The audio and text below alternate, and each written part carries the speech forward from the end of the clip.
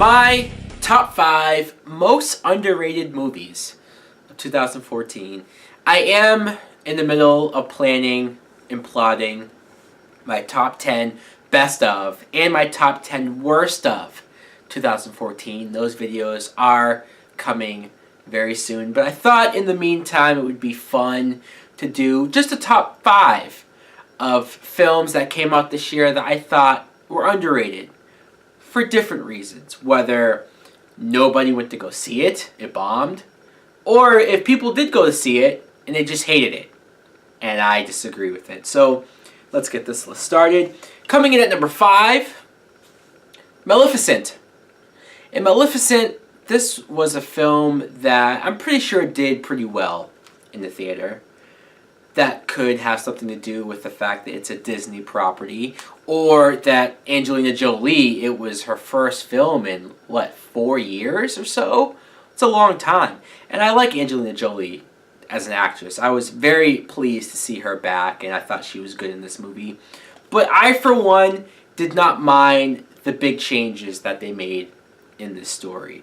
I get it. Some people take these type of fairy tales to heart. They grew up on it or whatever. I should understand it more so than a lot of other people because I make the same complaints when it comes to comic book stories and when big changes are made. Mostly if my complaint about that is if the studios make heavy changes to stories that I already know and love, but if it doesn't work, or if it doesn't make sense, or if it's a change where I sit there and I go, well, why the hell did they do that? That was lame. Why didn't you just do what was already there? Where this, I understood why they changed it. I liked the fact that they gave the Maleficent character this backstory, this whole giving her reason for why she became evil or why she's perceived evil, how she fell in love with this guy, he betrayed her, he clipped her wings and became a king, so she was resentful. And I even liked her connection to the Sleeping Beauty character. I mean, I was not expecting that. I wasn't. And I liked how she became almost a motherly figure to her. So, sure, the ending is a huge departure from the original story, but still, at the end of the day, I thought it was fine. At number 4, Robocop. This is a movie that people are probably surprised to see on my list, but it's not that I hate all remakes. You know, I might hear that a movie is going to get a remake, and my initial thought might be, what the fuck? Especially when we're talking about Robocop, which was a film that I loved growing up. It was from the 80s, so when you watch it now, you totally get that throwback feeling to those badass action films, bloody, cheesy dialogue. You get into it. But when I saw the film, I was surprised by how much thought and effort they put into the script, how much it seemed like they cared about telling this story. I thought the cast was great. You had Michael Keaton, Gary Oldman, Samuel L. Jackson, and even the guy playing Robocop, I didn't mind. I saw a lot of people making fun of him for having this wigger voice or way that he talked, and I thought that was hilarious because I'm not completely off. But still, I think this film got a lot of unfair bashing.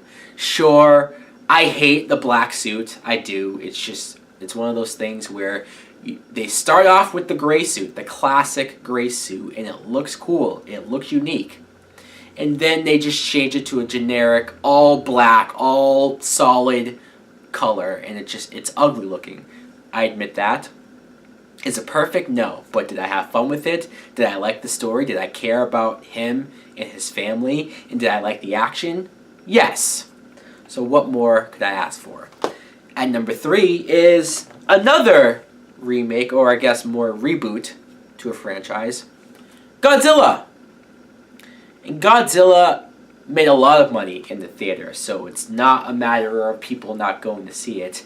And it's not even like everybody hated it. I feel like it was probably 50-50 from audiences and critics.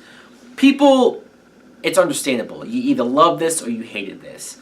And when I first saw this, I did have a lot of complaints about it. I remembered sitting there in the theater and thinking to myself, where the fuck is Godzilla? Where is he? An hour went by and you saw maybe his fins or his scales, and I just kind of was getting restless.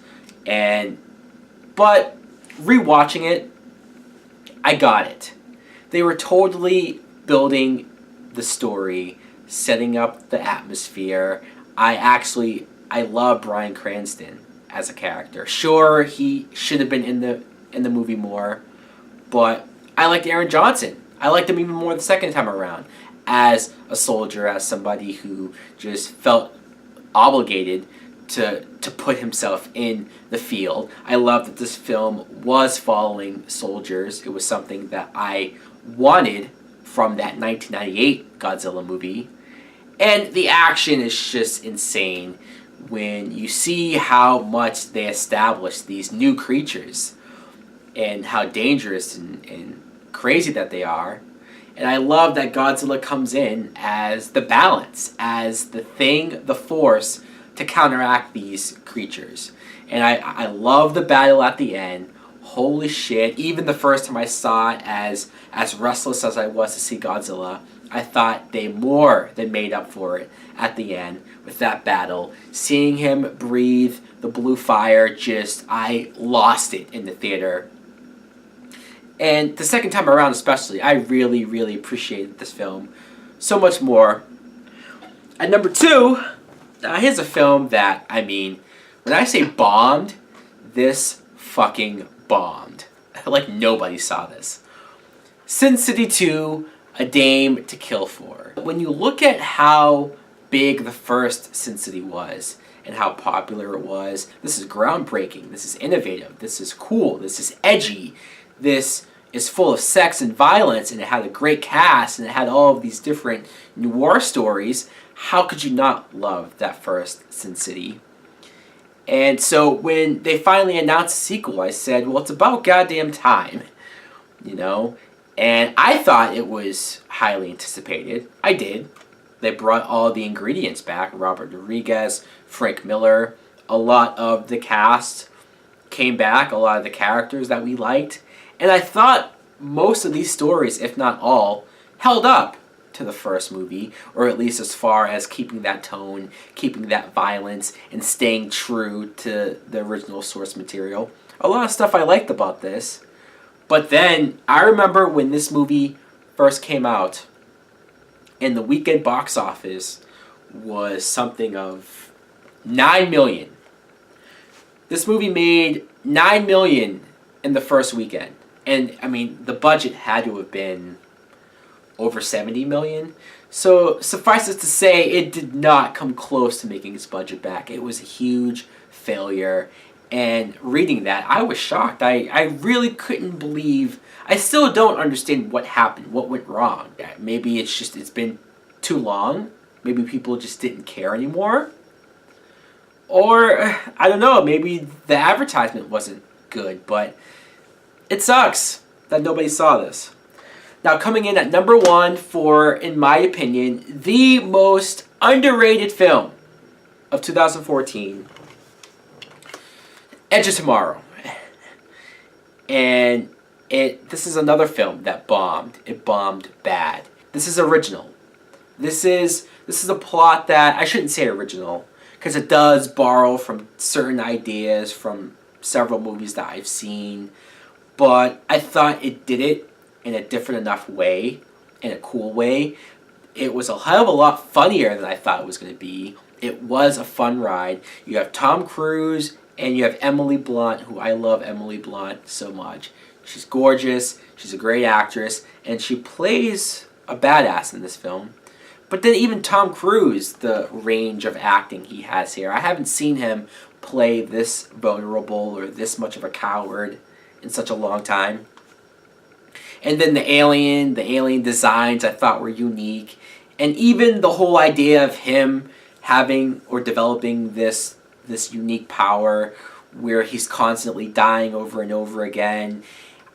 There's a lot of interesting things going on in this film. I thought it would have done better.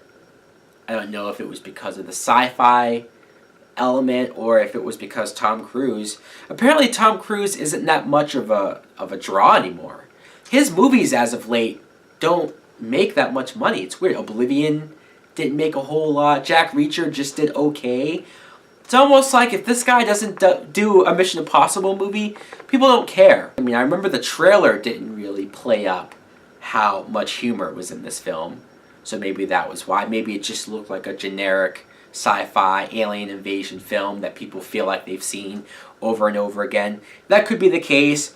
Maybe it was the name of the film, Edge of Tomorrow. Maybe it just sounded too generic. Hell, even the Blu-ray cover, Live, Die, Repeat. That tagline is in bigger letters than the actual title.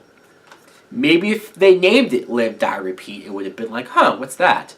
Or All You Need Is Kill, which is what this story was based on. That could have been a better title. It does suck because it almost... movies like this that don't do well, it almost tells Hollywood that we should keep doing the prequels or the remakes or the constant sequels to films that don't really need sequels, but they were popular. If those movies make the money that they do, then we're not going to see original movies like this anymore. We're not going to see at least original movies like this with the size budget that this had. This had a good budget and it bombed. It's just, we need more people to care about movies. We need more people to take more of a chance. I know that movie tickets cost so much money that it's hard to ask people to do that, to spend their money and take that much of a chance. I guess it's just, it's sad, it's disappointing. All I can really do is just give my opinions on these films and tell people that I think they should go see it. Let me know in the comments below, what do you think of my list and what are some of your most underrated films of 2014. Thanks for watching. Like, comment, subscribe. Later!